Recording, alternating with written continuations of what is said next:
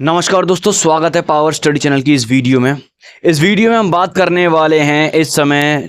धनतेरस के वक्त पे जो टू व्हीलर लोन या फिर नॉर्मली भी आप जो टू व्हीलर्स का लोन लेते हैं सबसे ज़्यादा, क्योंकि देखो धनतेरस पे ही ज़्यादा सेल होती है और धनतेरस बगल में भी है, क्योंकि अगर 2023 में 12 नवंबर की दिवाली है और इस समय के आसपास इंडिया रिकॉर्ड तोड़ता है पूरे वर्ल्ड में टू व्हीलर सेल का या फिर ऑटोमोबाइल सेल का, किसी भी अन्य सेल का, क्योंकि धनतेरस के दिन कुछ ना कुछ शॉपिंग की जाती है, गोल्ड हो चाहे टू व्हीलर हो। लेकिन ज़्यादातर क्या होता है, टू व्हीलर जो होते हैं मीडियम क्लास और लोअर मिडिल क्लास लोग या फिर मतलब एवरेज लोग ही खरीदते हैं अपनी कन्वीनियंस के हिसाब से। लेकिन दोस्तों इसके अंदर जो लोन वाले जो होते हैं, फाइनेंसर्स जो होते हैं, फाइनेंस कंपनियां जो होती हैं वो आपको चूना लगाती हैं, फ्रॉड करती हैं आपके संग में। ये धोखाधड़ी है किस हिसाब से? देखो, फ्रॉड का मतलब ये नहीं होता कि आपको उसे जबरदस्ती लूटा जाता है। आपको फ्रॉड का मतलब ये होता है कि ऐसी कोई भी इन्फॉर्मेशन जो आपको ना दी गई हो लेकिन आपसे उसके पैसे ले लिए गए हों। तो ये मेरी नज़र में ये भी एक तरीके से धोखाधड़ी होता है और धोखाधड़ी को अंग्रेजी में फ्रॉड कहते हैं। सिंपल से फॉर्मूले के साथ हम शुरू करते हैं और आपको धीरे धीरे मैं स्टेप बाय स्टेप बताऊंगा कि किस हिसाब से और कैसे कैसे ये सब काम होता है। तो वीडियो को एंड तक देखना ना देखना अब आपके ऊपर है दोस्तों। सबसे पहले हम बात कर लेते हैं बैंक्स के बारे में और नॉन बैंकिंग फाइनेंशियल सर्विस और सरकारी बैंक। सरकारी बैंक होता है जैसे SBI, state bank of India हो गया। प्राइवेट बैंक होते हैं HDFC, ICICI बैंक हो गया। इसके बाद होती है NBFC हो गया। जैसे मान लो NBFC में बहुत सारी कंपनियां आती हैं, हिंदुजा लीलैंड हो गया, हिंदुजा फाइनेंस हो गया, समझ रहे हो ना, हिंदुजा लीलैंड बोलते हैं, हाँ हिंदुजा लीलैंड है अपना, एक परफेक्ट फाइनेंस हो गया और श्रीराम भी है और भी न जाने अन्य अन्य कंपनियां हैं जो कि फाइनेंस कंपनियां में हैं, क्योंकि मुझे सबका नाम याद नहीं है इस समय, बट हाँ और भी कंपनियां ही हैं मार्केट के अंदर बहुत से। तो जो सरकारी बैंक होता है टू व्हीलर लाइन में वो बहुत कम मिलेगा आपको। जैसे कि मान लीजिए अगर आपका SBI है तो काउंटर सब दिए, जैसे जैसे काउंटर होता है, टेबल होती है, इसी हिसाब से एक शोरूम के अंदर काउंटर्स लगे होते हैं फाइनेंसर्स के लिए। तो फाइनेंसर उसे बोलते हैं काउंटर। ये लोकल लैंग्वेज में आपको थोड़ा थोड़ा समझा रहा हूँ कि जो एक शोरूम होता है बाइक का, टू व्हीलर का, कैसा भी हो, उसके अंदर काउंटर होते हैं फाइनेंसर्स के, जो अलग अलग फाइनेंस कंपनियां बैठती हैं। वहां बैठने के वो बैंक वाले शोरूम के मालिक को कुछ पैसा देते हैं कि भैया हम हमारा बैंक को यहाँ प्लीज़ बैठाओ और हम आपको ये पैसे दे रहे हैं। बैंक का खर्चा बढ़ गया और NBFC कंपनी का भी खर्चा बढ़ गया है कि भैया हम आपको फाइनेंस करा कर, और सम और अदर लोकल इससे भी नीचे ग्रेड के फाइनेंसर बैठे रहते हैं जो कि आपको पैसा देते हैं ब्याज पे, सेठ लाला वाले टाइप के भी। अब इन सब की जो चाबी होती है वो होती है सिविल रिकॉर्ड जो होता है, सिविल स्कोर जो होता है आपका इंसान का, परचेजर का, वो काफ़ी मायने रखता है। तो इसके अंदर क्या होता है, सेट होती है लिमिट। जैसे कि सरकारी बैंक तो खैर आपको मुश्किल ही मिलेगा, क्योंकि मैंने SBI नहीं देखा, हमारी टीम ने भी नहीं देखा किसी में, अलग अलग हम शोरूम्स में गए थे। टू व्हीलर के अंदर बता रहा हूँ, हाँ कार्स वगैरह में मिल जाएगा आपको state bank of India finance करता हुआ, लेकिन टू व्हीलर्स के अंदर बहुत कम है। ऐसा नहीं है कि वो करता नहीं है, अगर आपका पर्सनल कोई अकाउंट है और आपको ऑफर मिला हुआ तो आप वहाँ जा करके ले सकते हो उससे, या फिर आप DD बनवा कर ले जाओ और डिलीवरी ले लोगे गाड़ी की, कैंटीन के थ्रू भी ले सकते हो गाड़ियाँ। लेकिन इस सब के अलावा मैं आपको बता दूँ, जो लोग फाइनेंस कराते हैं, जो डाउन पेमेंट करके कराते हैं, उनके संग फ्रॉड अलग अलग तरीके से होता है, बहुत अलग अलग तरीके से होता है। कुछ उदाहरण मैं आपको दूंगा इस वीडियो में और कुछ अभी भी नहीं है, वो बाकी की अदर वीडियोस में आपको देने की कोशिश करेंगे धीरे धीरे। लेकिन कुछ सतर्क बनिए इन सब चीज़ों को जानने के बाद में। सपोज कीजिए आपका जो गाड़ी लेने का मन है वो धनतेरस के दिन ही हो गया। उस दिन तो मुश्किल चांस है कि आप लोगों के पास टाइम भी हो कि आप देखो और सोचो और समझो, क्योंकि उस दिन सबको इतनी भीड़ होती है, इतना सबको सेंटीमेंट होते हैं, इतने लोगों का फीलिंग होता है, फेस्टिवल होता है कि वो ना फिर 10-12 हज़ार ऊपर नीचे देखते ही भी नहीं है। उन्हें खरीदनी है तो खरीदनी है आज, चाहे उन्हें ब्लैक में ही क्यों ना खरीदनी पड़ जाए पूरी गाड़ी। तो इस चक्कर में धनतेरस एक अलग मैटर है। उसके अलावा अगर आप बाकी दिनों पर खरीदते हो तो थोड़ा सोच समझ करके खरीदिएगा, क्योंकि उस समय आपके पास टाइम रहता है पूरा और आप पूछ सकते हैं, प्रश्न पूछोगे। लेकिन कभी कभी क्या होता है ना, कितना ही प्रश्न पूछ लो, जो चूना लगाने में एक्सपर्ट है वो आपको लगा जाएगा, अगर आप बचने में एक्सपर्ट हो तो आप बच जाओगे। तो ये कुछ तरीके के ट्रिक होते हैं, पर आपको दिमाग में रखने जरूर। समझिए आप जा रहे हो बाइक का फाइनेंस कराने, अब वहाँ प्राइवेट बैंक भी होगा। अगर आपका बैंक का ऑफर है तो सबसे बल्ले बल्ले, अगर नहीं है तो आप जाओगे प्राइवेट बैंक के पास में। प्राइवेट बैंक का क्या होता है, जनरली जो 12-13-14% का जो इंटरेस्ट रेट होता है, ब्याज होता है, भले ये बोर्ड पे चौड़ा चौड़ा लिख देते हैं कि 0% इंटरेस्ट हो गया, लेकिन जब आप जाओगे हाँ बोल के आपको बैठाएंगे, आपके आधार कार्ड पैन कार्ड मंगवा लेंगे, फिर उससे वो अप्रूवल लेंगे,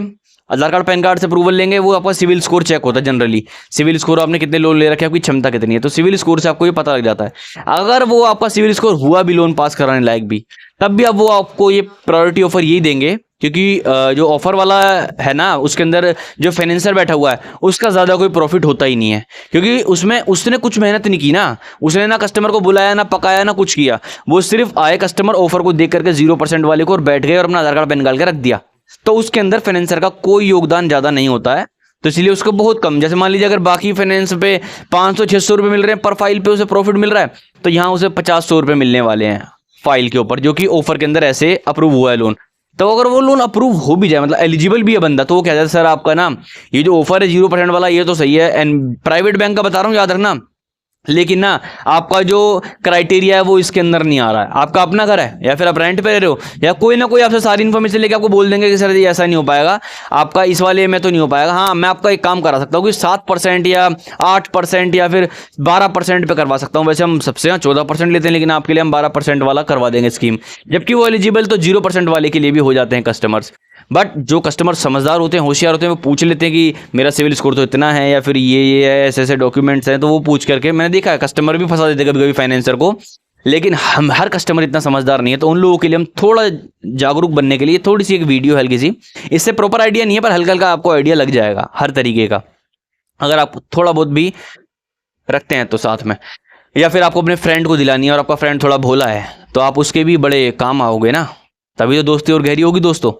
तो चलिए फिर आपको और आगे की बातें बताना शुरू कर देते हैं। अब बात ही आती है, क्योंकि देखो प्राइवेट बैंक जो होते हैं, जैसे HDFC बैंक हो लिया बड़ा बैंक है, ICICI बैंक हो गया बड़ा बैंक है, तो इसकी एम्प्लॉयज़ ज़्यादा कोई छेड़छानी नहीं करते क्योंकि उन्हें पता है इतना बड़ा बैंक है, लोग जानते हैं उसके बारे में। बात आती है NBFC की, यानी कि नॉन बैंकिंग फाइनेंशियल सर्विस, जिनके पास बैंक नहीं होता लेकिन वो फाइनेंस करती हैं सरकार से लाइसेंस लेके, जैसे कि हिंदुजा लीलैंड हो गया अपना, परफेक्ट फाइनेंस हो गया अपना, और भी पूजा फाइनेंस, और भी न जाने छोटे मोटे श्रीराम वगैरह भी है, और भी अन्य बहुत सारे हैं यार, नाम कितने लेंगे हम, सबका नाम नहीं याद रहता। ये कुछ हैं जो हमारी टीम ने इकट्ठा किया जानकारी, जो दिल्ली के अंदर अवेलेबल रहते हैं ज़्यादातर, ये उनका हमने आपको ट्रैक रिकॉर्ड बताया। अब NBFC की एक प्रॉब्लम रहती है कि इनका जो परसेंट रेट रहता है ना वो 18 रहता है इंटरेस्ट रेट, लेकिन चूंकि इनकी कंपनी ऐड नहीं करती इतना ज़्यादा, तो इसलिए अब बैंक ने ऐड कर दिया, कस्टमर तो इंटर हो गया ना शोरूम के, बात को समझना, बैंक ने भले ही ऐड किया हो लेकिन कस्टमर तो शोरूम के अंदर इंटर हो चुका है। अब वो दरवाजे पे खड़े रहेंगे, एक तो पहली बात आपको बोलेंगे हाँ सर 0% स्कीम है, 0% स्कीम है आपका सिविल स्कोर, और एक और प्रॉब्लम रहती है, लेकिन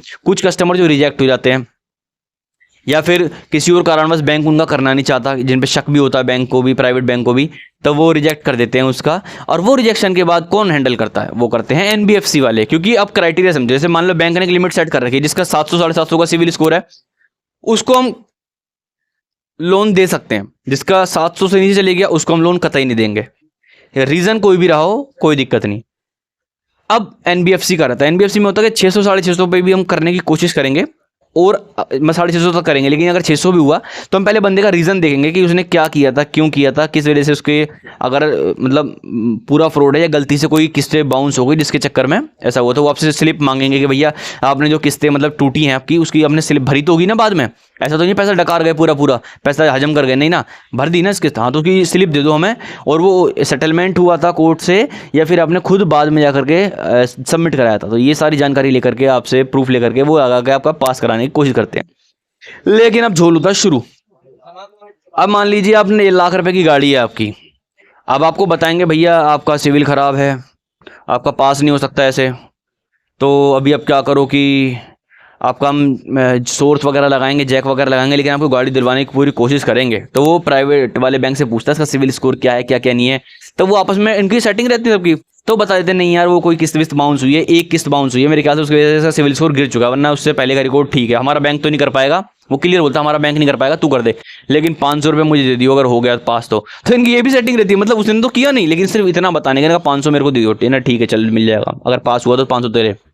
प्राइवेट बैंक वाले को बोल देता है, क्योंकि उसे भी भाई अब 4 NBFC वाले हैं तो बैंक वाला उसको चुन के दे रहा है, वो किसी और को भी दे सकता था, NBFC तो NBFC होता है, हर कंपनी का अलग अलग रिकॉर्ड है, तो उसने वो सिर्फ उसे ही दिया पर्टिकुलर को, इसलिए उसे 500 मिल गए, उसकी कमाई हो गई, ठीक है। अब इसके बाद में उसके ऊपर गेम है, वो क्या करता है भैया 30,000 रुपये आपको डाउन पेमेंट करनी पड़ेगी, या 35 भी हो सकती है, हाँ करो तो मैं आगे प्रोसेस शुरू करूँ, नहीं तो ना करो। अब वो जान जाता है कैलकुलेशन से कि भाई अच्छा इसका इतना रिकॉर्ड है, ये खराब है, तो इन्हें क्या करता है 20,000 रुपये पे आपका अप्रूवल डालता है बैंक के अंदर, व्हाट्सएप पर डाल दिया कि हाँ भाई 20,000 रुपये में डाउन पेमेंट कर रहा बंदा, और 1 लाख रुपए की गाड़ी यानी 80,000 का लोन है, अप्रॉक्स बता रहा हूँ आइडिया, कोई फिक्स नहीं है ठीक है ना, रेट को मत जाओ, लेकिन आप सिर्फ बात को समझने की कोशिश करना। तो मतलब 80,000 का लोन आपको मिल रहा है, लेकिन आपको लग रहा है कि आपका 70,000 का लोन हो रहा है, लेकिन उसे पता है वो 20,000 10,000 आपका स्टैंड हो गया, 10,000 रुपये खड़ा हो गया, 30 या 35 आपको बोला, 20,000 का उन्होंने अप्रूव कर दिया लोन। अब इसके बाद में क्या होता है, 10,000 स्टैंड करके 30 आपको बोल के 20 का लोन पास कराया। अगर होता है तो, अगर अप्रूवल आता है, अगर अप्रूवल आ भी गया तो उसके बाद में फिर आपको घुमाने लगेगा धीरे धीरे, क्योंकि भैया उसे 10,000 रुपये हजम करने हैं भैया आखिर को तुमसे, और तुम्हें बुरा भी नहीं लगे ऐसे हजम करने हैं। तो फिर वो कहानियां करने लगता है, आपसे बातचीत करेगा थोड़ी थोड़ी, या फिर आपसे सारी जानकारी लेगा, इधर उधर की बातचीत करेगा कि अभी टाइम लग रहा है, प्रोसेस है, आपका सिविल खराब है, ऊपर नीचे सब जगह चेक करवा रहा हूँ, थोड़ा टाइम लगेगा इसमें, करते करते आपको बातचीत करता है, गाड़ी वाड़ी दिखाता है। फिर कस्टमर का पता क्या होता है, एक साइकोलॉजी समझो कि फिर ना जब आपको टेंशन हो जाती है ना कि यार आज मुझे गाड़ी खरीद के लेके जानी है लेकिन मेरा पास नहीं हो रहा, तो ना गाड़ी तो उसे पता रहती है कि हाँ यार गाड़ी तो गाड़ी होती है यार, क्या इसमें दिक्कत है, ये थोड़ी खुद बना रहे हैं गाड़ियाँ, ये तो कंपनी बना रही है, गाड़ी तो गाड़ी होगी, क्या बुरा हो क्या सही, वो गाड़ी पे ध्यान हटके ना उसका लोन पे है कि लोन पास होगा या नहीं होगा। अगर मेरी बात से सहमत हो तो कमेंट बॉक्स में बताना जरूर। तो आपका ध्यान रहता है पूरा लोन के ऊपर कि लोन पास होना चाहिए, आज यार लोन पास होगा कि नहीं होगा, बेइज्जती हो जाएगी नहीं तो मेरी, आप जो मर्जी समझ लो, जो मर्जी बंदा सोचता हो, गाड़ी के ऊपर से उसका ध्यान हट ही जाता है, गाड़ी के ऊपर उनका बाद में ध्यान देंगे जब लोन पास हो जाएगा तब की बात है। इसके बाद में अगर मान लो लोन पास हो गया, फिर वो आपसे बोलेगा सर आपको ये प्रूफ लगाने पड़ेंगे, वो प्रूफ लगाने पड़ेंगे, फलाना प्रूफ देना पड़ेगा, ठिकाना प्रूफ देना पड़ेगा। आप भी कहोगे चलो भाई, अगर बंदा झेलने वाला कहे चलो भाई ठीक है करवाता हूँ कोई जुगाड़। इसके बाद में आपका वो भी हो गया, सारे प्रूफ हमने दे दिए, आपका अप्रूवल हो चुका है, लेकिन वो आपको नहीं बताएगा, आपको बता रहा है भैया कि 30,000 रुपये डाउन पेमेंट लगेगी, आगे 20 का करवा के सेटिंग कर दी उन्होंने बंद। अब इसके बाद में आपको कम भी दिखाना है, सस्ता भी, तो आपको बोलेगा भैया देखो आपका रिकॉर्ड खराब है, हमारी कंपनी 18% ले रही है, किसी किसी से 20% भी ले रही है, 18% दिखाता है पूरा पड़वा के 18% है, लेकिन मैं आपको 16% दिलवाऊंगा इंटरेस्ट रेट आपका फायदा कराने के लिए, बस और कुछ नहीं है। आपसे पूछेगा क्योंकि वो आपसे जानकारी ले चुका, आप कहाँ के रहने वाले हो, क्या कर रहे हो, सारी जानकारी आपसे ले चुका बातों बातों में, कि भाई हो अपने भाई जैसे लग रहे हो, अपने ये फलाना ठिकाना, मैं यहाँ का हूँ, मैं भी वहाँ का हूँ, मेरी मौसी की फूफी की ताई की लड़की वहाँ है, वो फलाना ठिकाना, इतना लंबा रिलेशन तक पहुँच जाते हैं, इसका कोई मतलब नहीं बनता खास। अपने सगे रिश्तेदारों से इतनी बात नहीं करते वो, लेकिन कस्टमर से इतनी बात करे क्योंकि कस्टमर भगवान होता है ना दोस्तों, इसलिए। आगे आप सुनिए तो इसके बाद में क्या करेंगे वो आपका, ये कहानी की तरह ना लो पर सुन लो इसको कहानी की तरह, क्या क्या प्रोसेस होता है एक तरीके से।